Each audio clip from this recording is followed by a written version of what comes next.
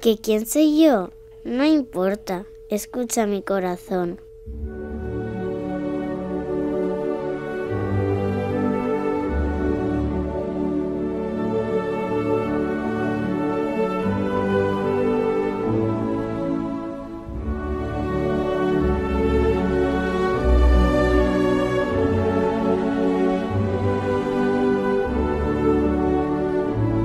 Hoy quiero hablaros de él.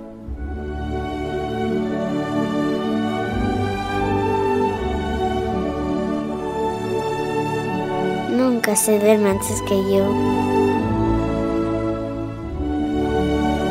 Y sí, le cuesta comer un poquito.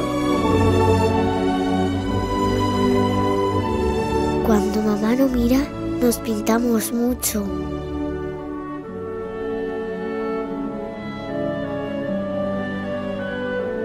Le encanta viajar a Laponia en nuestro reno mágico.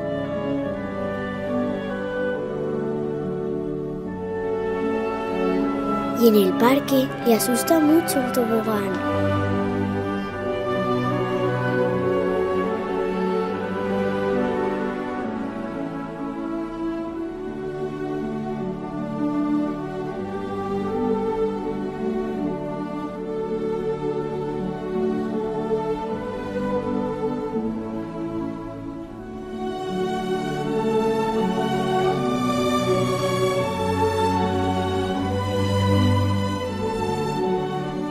Pero lo que más le gusta, ir de compras.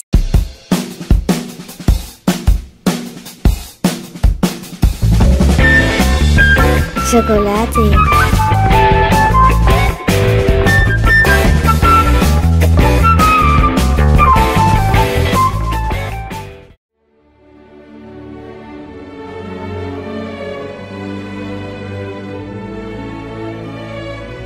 Sin querer, consigue hacerme reír cuando quiero llorar.